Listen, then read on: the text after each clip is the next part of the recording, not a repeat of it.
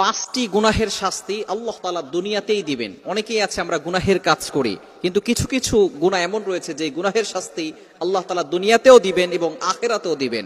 বিশেষ করে তার যে শাস্তি হবে তার অন্যতম একটি শাস্তি হচ্ছে আল্লাহ পাক রব্বুল আলামিন তার রিজিক কমিয়ে দিবেন। তার রিজিকের ভিতরে কোনো বারাকা থাকবে না, তার রিজিক থাকবে না এবং বিভিন্ন সময় সে অভাবের ভিতরে পড়ে যাবে, কঠিন বিপদের ভিতরে পড়ে যাবে। আল্লাহ পাক রব্বুল আলামিন এই 5টি গুনাহের শাস্তি দুনিয়াতেই আল্লাহ তাআলা তাদেরকে দিয়ে দিবেন। নাম্বার 1, 1 নাম্বার হচ্ছে কোন নারীর ব্যাপারে মিথ্যা অপবাদ দেওয়া। অনেক সময় আমরা নারীর ব্যাপারে মিথ্যা অপবাদ দেই। আপনি আপনার স্ত্রীর ব্যাপারে অথবা আপনার বোনের ব্যাপারে অথবা আপনার আশেপাশে যে সমস্ত নারীরা আছে তাদের ব্যাপারে যদি আপনি মিথ্যা অপবাদ দেন, অবশ্যই আল্লাহর কাঠগড়ায় আপনাকে জবাবদিহি করতে হবে এবং এর জন্য দুনিয়াতেই আল্লাহ তাআলা আপনাকে শাস্তি দিবেন। নাম্বার 2, দ্বিতীয় নাম্বার হচ্ছে অন্যায়ভাবে মানুষের জমি আত্মসাৎ করা, জমি দখল করা, এতিমের মাল ভক্ষণ করা। যদি এরকম আপনি করে থাকেন তাহলে আল্লাহ তাআলা দুনিয়াতেই আপনাকে শাস্তি দিবেন। আপনি যেখানেই চলে যান না কেন, আল্লাহ পাক রব্বুল আলামিনের সাথে যদি আপনি গাদ্দারি করেন এবং বিশেষ করে অন্যায়ভাবে মানুষের মাল আত্মসাৎ করেন, অনেকে আছে দেখবেন জমি আত্মসাৎ করে জবরদখল করে এরপরে সেই টাকা দিয়ে হজ করতে যায়। এরকম মুসল্লি সমাজ আছে না নাই?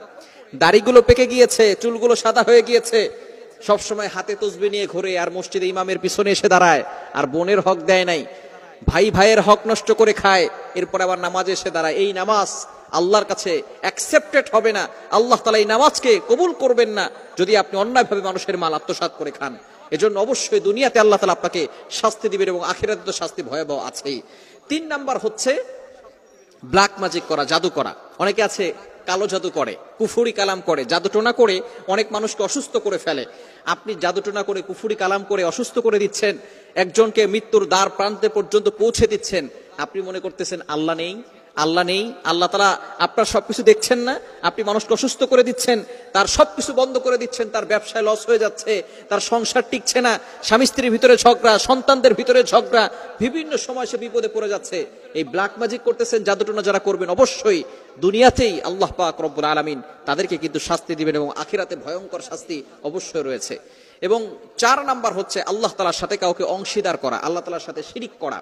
আল্লাহ তাআলা দুনিয়ার সব গুনাহ ক্ষমা করবেন, কিন্তু শিরকের গুনাহ আল্লাহ পাক রব্বুল আলামিন ক্ষমা করবেন না। আল্লাহ তাআলা পবিত্র কোরআনুল কারীমের ভিতরে নিজেই বলে দিয়েছেন, 5 নাম্বার পারার 5 নাম্বার পৃষ্ঠার 4-5 নাম্বার লাইন, সূরা নিসার 48 48 নম্বর আয়াতে রব্বুল আলামিন বলেন, ইন্নাল্লাহা লা ইয়াগফিরু আন ইউশরাকা বিহি ওয়া ইয়াগফিরু মা দুনা যালিকা লিমান ইয়াশা।